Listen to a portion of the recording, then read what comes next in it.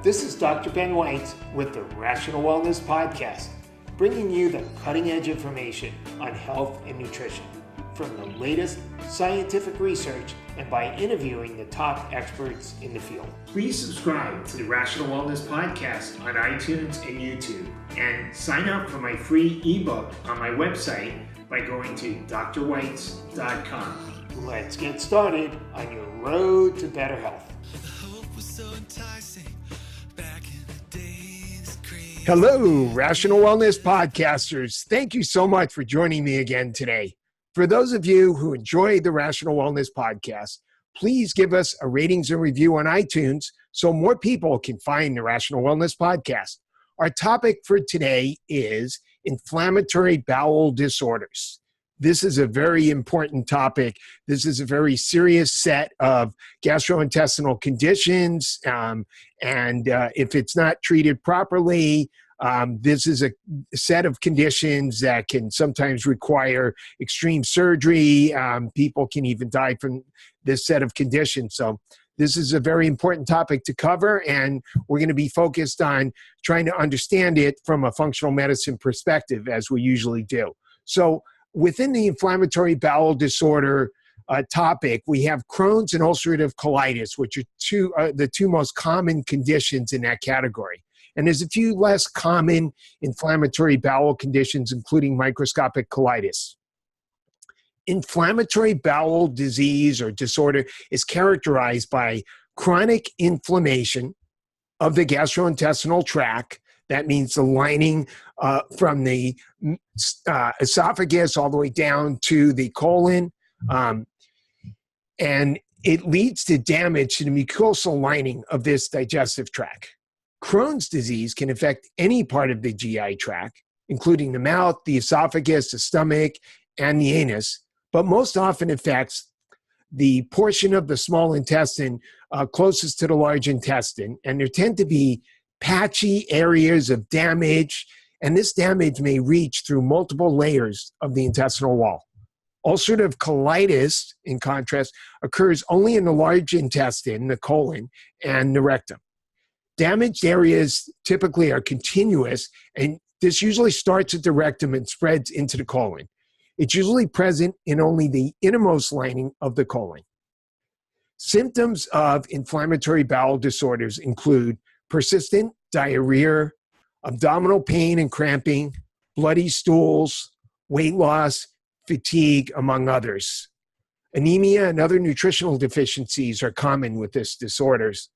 The mainstays of conventional medical treatment for inflammatory bowel disorders include immunosuppressive drugs, including the newer biological drugs like Humira and Remicade, and surgical resection in severe cases. That's where they're actually removing part of the intestines or the colon.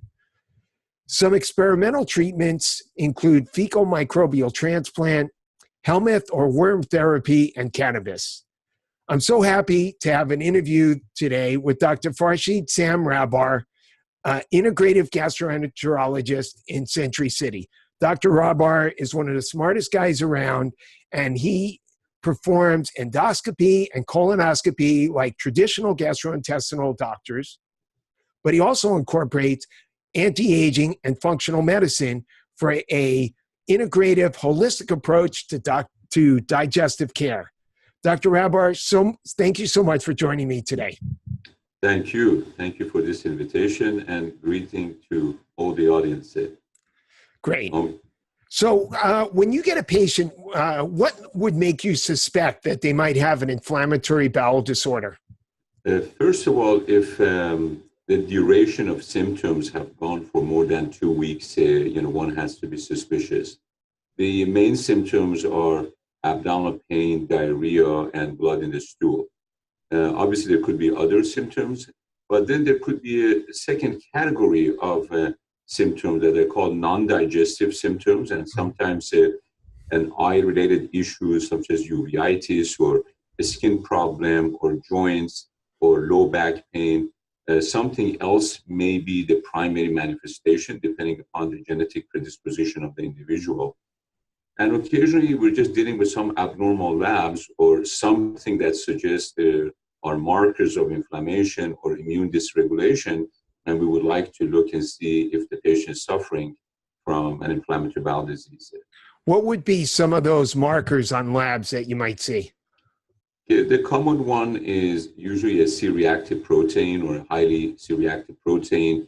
It may be an elevated white cell count or a SED rate. I mean, these are the common ones that we use to look for evidence of inflammation internally. Okay, great. So then how would you work that patient up if you suspect them of having potentially an inflammatory bowel disorder?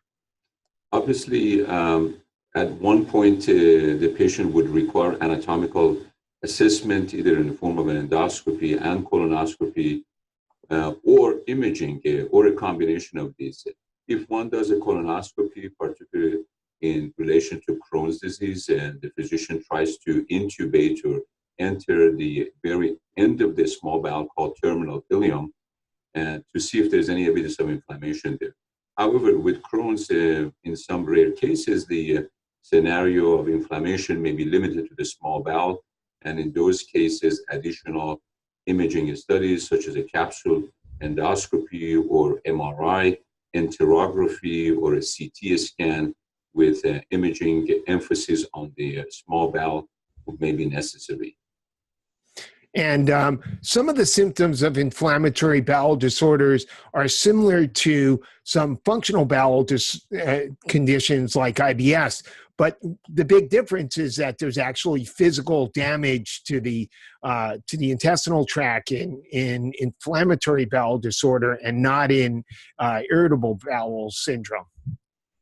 Exactly. I mean, generally, grossly, there is anatomical changes or pathology, and that suggests that there is an inflammatory bowel disease going on as opposed to irritable bowel syndrome. So how do you apply a functional medicine approach to such patients? Right. There are a few things to review here. First of all, when we talk about functional medicine approach, it really refers to the mindset of the physician who is handling the clinical picture. And we like to believe that a functional medicine model would entail a scenario that the mindset of the physician involved the whole body approach.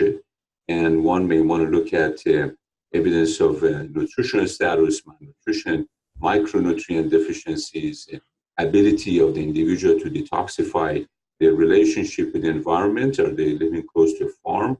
Do they live in a moldy area? They might have been exposed to mycotoxins, or perhaps some suboptimal eating habits, fast eating, too much, too late, high carbohydrates, or eating barbecued and charred type of foods, which all increase the oxidative stress and the burden to the body. And there's also mind and body connection, the effect of the stress, which is tremendously important. And at last, but not least, integrity of the intestine itself, particularly the small bowel, which at least in our practice is an area of emphasis, because we look for and we try to treat for a condition we call increased intestinal permeability, or what we call the so-called leaky gut type problem.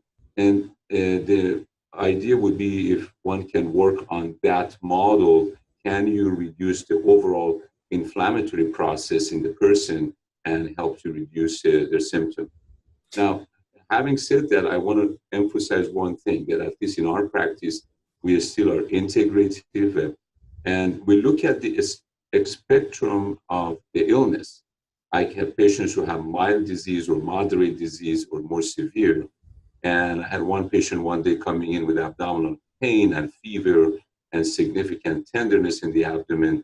I mean, so can you do a holistic approach for me? And the answer is that no, you're going to go to the hospital, you have to get antibiotics and steroids to calm down the severity of the problem. And when we are more into the zone of a mild to moderate activity, we can rely on those alternative and integrative approaches to control the problem, as opposed to relying, for example, on biological drugs and so forth.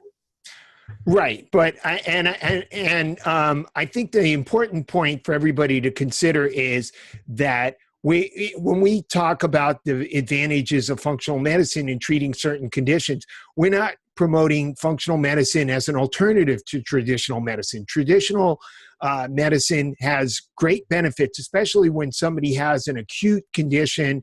You talk about the patient who's having an acute attack of an inflammatory bowel disorder with fever, that's when Western traditional medicine is really at its best. The problem is that when you try to apply that acute care using these steroids and these other medications that can be very helpful in these acute situations, and have patients continue taking them for months and years on end, when you have all these horrible side effects. And so I think it's great that there's somebody like you out there who can integrate both the acute model of traditional care, and then maybe that patient who's suffering from an acute aspect level of inflammatory bowel, but maybe after it gets calmed down, then you can start looking at a functional medicine approach, try to find some of the triggers for the inflammation,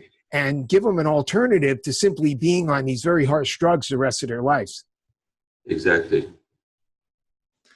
So, what type of dietary approaches do you find can be helpful in inflammatory bowel disorders? Obviously, one model of diet would not fit all, and like anything else, the dietary changes may have their own benefits or drawbacks, and one has to be careful with that. I do believe, similar to the experience of a lot of our patients, using a specific carbohydrate diet would help to at least at some point in time bring down the inflammatory process. It appears that the inflammation tends to get aggravated by a variety of carbohydrates. And if you use carbs that are extremely simple for digestive process, they would have less impact on the inflammatory process.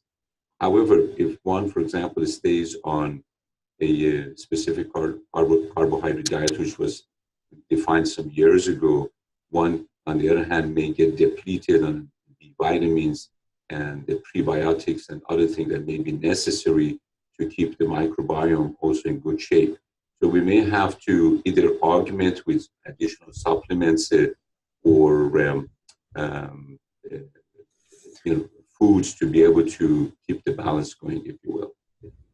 There seems to be a wide range of different dietary approaches. There's one hospital that recommends a low fiber diet, and they have the patient eating white bread and white rice, and the specific carbohydrate diet that's absolutely recommends avoiding all grains. So how do we figure out what type of dietary approach makes the most sense and for any individual patient? There may not be an exact formula to follow, and I think each patient may have to individualize that and sometimes go through a little bit of a trial and see what happens. I also have patients who have used the ketogenic diet. Again, component of that would involve significant limitation of carbohydrates. On the other hand, I don't like the idea of eating a lot of meat, particularly if they're highly cooked or barbecued or processed food, such as bacon and so forth, and dairy products, because on the other hand, these by themselves may be inflammatory. We also look at a variety of food sensitivity models using different labs, and I know some of these may be considered experimental by insurance companies, but that's different than our experience, and I think a lot of patients have benefited from following some of the guidelines.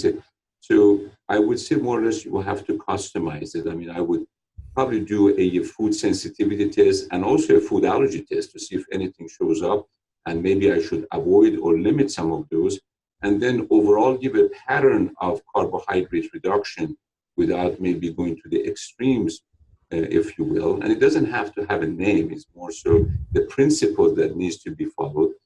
We also check for infections. For example, if yeast is a problem, and then again, the sugary stuff come into the picture, and some of the new research suggests that fungal elements may actually have a role in exacerbation of these inflammatory problems. And in some of our patients, we have used antifungal, herbs or medications to control that.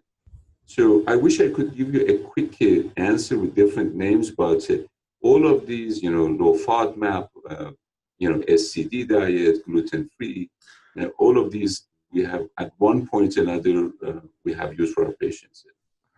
What would you say are the most common carbohydrates that you're typically recommending that people avoid?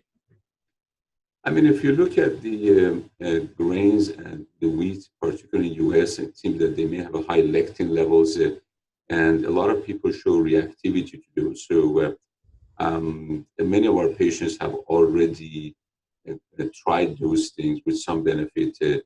And I have to say, by the time they get to me, people are already sugar-free, soy-free, gluten-free. It's not like I have to walk them many times through it. But I think the grains would be a target for me, and perhaps some refined sugars, and also, most of us don't eat, bad food, but if somebody drinks a lot of carbonated beverages, that may add to the inflammatory process, particularly because of the high fructose corn syrup and so forth. So, it goes back again to limiting some of the carbs. I may even limit fruits, but at the end, you still have to allow some carbohydrates to maintain physiology and maintain serotonin levels and mood. Otherwise, we may become too depressed. Have you used the elemental diet in cases where patients are really inflamed? Yes, absolutely. Indeed. We have used elemental diet, which I think is a great product. Can you explain what the elemental diet is? Elemental diet is basically a type of diet that all the nutrients that the body needs, they have been turned down to the basic molecules that the body basically has to do nothing. They're ready for absorption. As long as you expose them to the lining, it can get absorbed. The oil part is usually MCT oil, which is these are smaller molecules than the big oil that we eat in the food. The sugar is dextrose, which is a single molecule like glucose, and the protein is basically amino acids, which basically does not require any breakdown. And there's scenarios that this could be very helpful. For example, when we had a patient who did not respond to the treatment, and we found out the patient had SIBO, I put the patient 2 to 3 weeks on elemental diet without any medication. The SIBO was resolved, and the inflammation, the colitis went into remission. Basically, it worked. Yeah, I personally have found the inflammatory bowel disorder patients that I've seen, a lot of them do seem to have some overlying infection with either SIBO or yeast or something else. And a lot of times I have found using herbal antimicrobials, when we clear that out, a lot of times that will help the inflammation to go down. Yes, and that likewise has been our experience with that as well.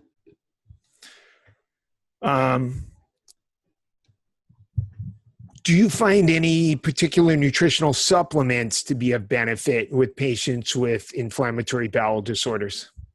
Right. I think to answer that question, I would say, first one needs to change the mindset as what am I trying to target?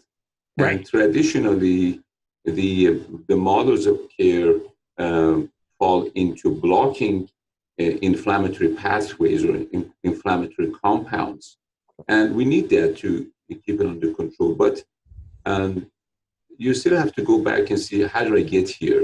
What went wrong? And from the experience, we know that a lot of patients have permeability issues at the small bowel level. So some of the concepts that they deal with the leaky gut and intestinal permeability issues that will help to repair the small bowel may give a fringe benefit to reduce the inflammation elsewhere, be it the inflammatory bowel disease or some other inflammatory component in the body. So the things we do is like elimination of some of the foods that they may not be desirable. The second thing is that if I feel the patient is malnourished or if they're not able to break down the protein, I may use pure amino acids as a supplement. We frequently use oral immunoglobulin because the data suggests that it does help with surface healing. We have used a peptide called BPC-157, which is a 15 amino acid peptide, is made in the stomach juice, and the research on this goes back to the 1990s from a professor from Europe. And it seems that to be very helpful for our patients, and it's very safe to try that. How is that administered? In our practice, we use it orally as opposed to injection. I know that there are some orthopedic indications for that, and people have used it by injection, but it's cumbersome. I think, for peptide that is made in the stomach, conceivably, I can just swallow it and be fine. And it's very stable in the stomach acid. So, why not doing it that way? And that's by prescription? Yeah, even though it's not pharmaceutical, but it's not quite nutraceutical, so it needs some research and monitoring and education. So they still require prescription for that. Interesting. Yeah, peptide seems like a new interesting part of the functional medicine playbook. Exactly. So other things we use frequently zinc in the form of zinc carnosine. We use omega-3 fatty acids. I use vitamin A because I think it may help with the dealing with infections and also perhaps surface healing. Vitamin D for keeping the immune system in balance, if you will, and some general multivitamins, including the Bs. Anything that would actually help to improve surface healing, because when you look at the gut surface, you're looking at maybe a huge area that has one layer cell, and if there's infection or malnutrition associated with it, you will have some holes in there, and the stem cells are not able to rapidly replace those cells that are lost. And practically every 5 to 7 days, the surface area of the gut tends to get itself replaced. So we need to have a lot of nutrients to be able to accomplish that. Do you run any of the nutrition panels to see what their status is of vitamins or amino acids or things like that? Yes, we do. Okay, because it's not always easy to predict what micronutrients will be missing. A variety of these tests are now available by blood, by urine tests, for example, in children, and they're easy to do. They're not that expensive. It will give you some guidance as how to deal with it. Of course, we use clinical judgment, but I find those to be valuable as well. Yeah. Great. So what you're saying is I've looked at some of the papers about using nutritional supplements for inflammatory bowel disorder, and I think some of the authors still have this medical model. We're just going to use this basically a supplement as a drug. But if you're really applying a functional medicine model, you're trying to analyze what are some of the underlying root causes and triggers and imbalances in the body, and then using nutritional supplements specifically to try to shore up some of those deficiencies and imbalances and things like that, rather than just saying, well, instead of using this drug, we're just going to use, name whatever the nutritional supplement is. Right. And I wish I could tell you that we can come up with one formula for everybody. But the purpose of nutrient replacement, especially at the micronutrient level, would be almost 3 areas. One is for providing the basic elements that cell replenishment would require. As you create cells again, you're going to need those. The second thing is to support the liver and other types of detoxification. Otherwise, when you go to the area of detoxification, many things can add to this, and we're constantly exposed to compounds that our body needs to clear that.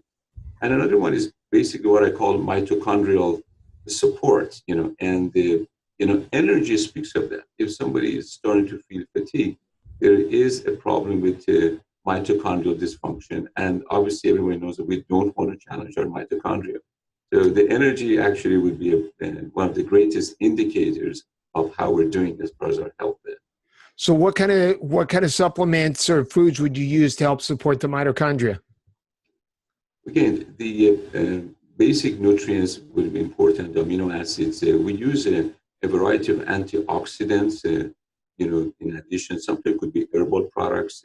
There are really great combinations out there to do that. And depending upon the number of pills the patient is taking, what combinations, I don't want to stick to one specific item, but anything that will improve direct antioxidant effect or indirectly by stimulating the NRF2s, levels in the liver, I think will give you fringe benefits in recovery. Yeah, I personally found curcumin to be a really beneficial supplement in some of these patients. Exactly. Okay. And again, it has anti-inflammatory effect. You can use it with boswellia as well. And but if you use curcumin, the amount of it probably needs to increase to about 3 to 5 grams a day. And if it's liposomal, it probably would be better. And that could be, piggyback with everything else that we're doing this. Yeah, I would caution practitioners out there, if you decide to use curcumin, I personally have found that if you use the form that's combined with black pepper at high dosages, that tends to be very irritating for the gut. So I would not use that form for these types of patients. Thank you, Dr. Ben. Great feedback. Have you ever tried a worm or helminth therapy for these conditions? I interviewed a doctor from Duke University talking about some of the new worm therapies that are being used, and I guess there's some anecdotal evidence and some limited studies showing that some patients get great benefit from actually ingesting worms. Right. I'm personally not ready for that yet, and it maybe just because I'm very naive or conservative. But I'm not quite comfortable with that approach. I think we need to know more. The literature is not entirely clear. And sometimes these bugs can take over if somebody is highly immune suppressed, So I'll be very careful with that, if you will, at least for now. Well, I think there are several helminths that are being used now that tend to be self-limiting, meaning that they'll live a certain period of time in the human gut, and then unless you keep ingesting more, they'll die off.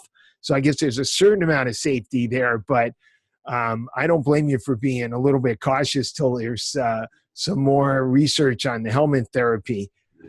And what about fecal microbial transplant? I've heard some other doctors talk about this, especially for Crohn's disease.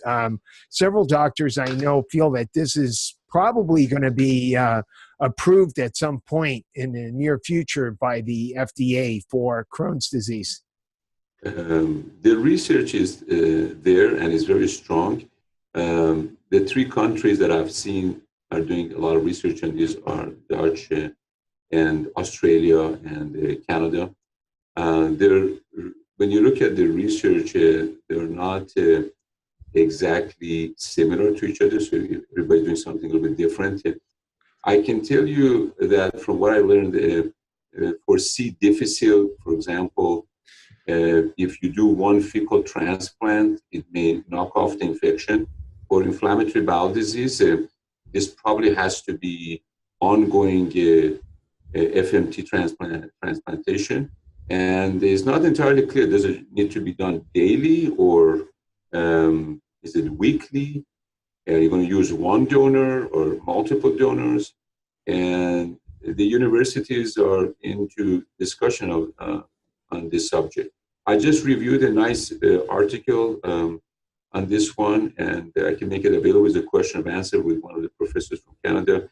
The bottom line was that we're not ready for prime time. A lot of unanswered questions. With Crohn's particularly, it may have to be swallowed, so to populate the terminal ileum, the end of the bowel. And if you have overgrowth of bacteria in the small bowel, that may be an issue. So there are a lot of unanswered questions, and I wouldn't rush into this at this time. And I think some patients are going to be a little apprehensive about swallowing a capsule filled with poo. Yes, well, it's out there, for a purpose, but we're not quite there yet. By the way, for those listening who don't know what fecal microbial transplant is, can you explain what that is? It's basically a purified form of the bacteria that have been obtained from fecal material from volunteers that have been screened to be healthy, and they're available in frozen format, through the rectum. Some people do it by colonoscopy installation, if you will, but to do it for IBD, most likely it has to be done through the rectal, through the rectum, like an enema, without doing a colonoscopy. They also have them now in capsule that open up further down in small bowel. Again, I think these probably have a role. We just don't have enough information to make it commercially available. Yeah, great. So this was some really good information. I think for those who are dealing with patients or patients who are listening to this who have inflammatory bowel disorders like Crohn's and ulcerative colitis, who may not be aware, there are alternative functional medicine approaches like the one that you use, Dr. Rahbar, to help, besides simply having to take some of these drugs that sometimes have a lot of side effects for years on end. And I personally have seen patients even taking some of these drugs, still really bad symptoms, and just got used to having 6 to 8 loose bowel movements a day, constantly running to the toilet, having to plan their day around it. And after applying a functional medicine approach, looking for triggers and food intolerances and nutritional imbalances and things like that, found that they could live a much healthier, happy life, and were either able to reduce or eliminate some of their medications. So I think that's a great thing for patients out there. Absolutely. Lifestyle is very important. For example, stress is usually a huge modifier of inflammatory response by weakening the immune system, making more susceptible to infections. At the same time, turning up the heat in a way that is the immune system fighting back against the body itself. Sleep is a great issue, and also doing some regular exercise. I want to show you this article. Okay, yeah. This is in the traditional journal coming up. Can you read the... Yeah, IBD patients are falling short on exercise and sleep. But look at the reference is Center for Disease Control. And this right. was this is more traditional model, and I think the emphasis coming out that these other ancillary lifestyle modifications also would be very, very important. We generally tell our patients to eat slowly and chew well, and not to eat late before they go to bed. Obviously, limit carbohydrates, and the issue of fish, and tuna and sushi. These are important. I'm not in favor of having these sorts of protein frequently taken without knowing what the exact source is. We frequently find heavy metals in our patients, and that will definitely change the intestinal microbiome, and is probably going to increase the risk of yeast problems. So it's going to confound the scenario. So do you test your patients for heavy metals? Yes, we routinely do. I don't do necessarily chelation to see what's in the tissue. At least I do not want to see it in the blood floating around. Right. Because once you eat, let's say tuna, it may take 3 to 4 weeks for a normal person to eliminate that from the blood circulation. So once a week may still be too much. Yeah, according to Dr. Chris Shade, a patient who's sick, his system is not working well at detoxifying, once you ingest mercury from fish, it can be in your system for over 200 days. That makes perfect sense. Yeah. So, and then you also mentioned mold as a factor. Do you often find that with inflammatory bowel disorders? Or sometimes you find it? Yeah, we look for potential, anything that potentially can turn up the inflammatory process and produce immune dysregulation. And the issue of environmental toxicity is extremely interesting and important, because for a variety of susceptible patients who have the proper genetic profile, exposure to the mold and the toxins of mold may be a huge additional burden, if you will. and it would be another dysregulator. Now, you add that to stress, add that to alcohol, to sugar, to bad lifestyle, add that to mercury and lead, and we have a whole soup of events going on here. We also have several patients where they had some manifestation that suggested neuropathy, and when we checked, we found there was evidence of tick-borne illness or vector-borne illness as another component of immune dysregulation. So you're talking about something like Lyme disease? Yes. Okay. And I give you an example of scenarios. For example, a patient who comes with constipation, but when you do colonoscopy, you see colitis. The patient is taking laxatives, and a part of the colon looks black because of the laxative use, but another part of the colon is red and inflamed. So that suggests to me I have two problems. One is the nerve component of the colon is not working, so that's neuropathy. And the other part is immune dysregulation. I have colitis. But what would cause this type of combination? And usually vector-borne illnesses, the bugs, Bartonella, Borrelia, and Babesia are very, very powerful to create this type of combination, if you will. You mentioned immune dysregulation, and that's something that's hard to wrap your head around. When you think of an autoimmune disease, an inflammatory bowel disorder, you're thinking you have a situation where the inflammation is revved up. But now you have these patients where the immune system, where the immune system is revved up and attacking, but actually a lot of times the immune system's not working properly. So can you explain that? How do you end up having an immune system that's in attack mode, but it's actually not working that well? Well, simply what it means is in attack mode against our own tissue, but it's too busy doing that. It won't be able to fight infections properly. So if you end up picking up a bug, you will end up with scenarios where these low-grade infections may stay in the body, and they produce what we call a stealth infection.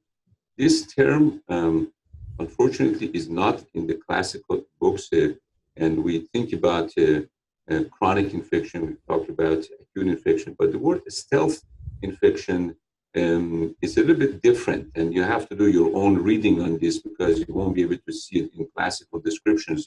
But what it simply means that the Koch's postulate that was one bug causes one illness is probably not true, at least nowadays. And what we see is a variety of infections. It could be bacterial, viral, fungal. They work in harmony with each other.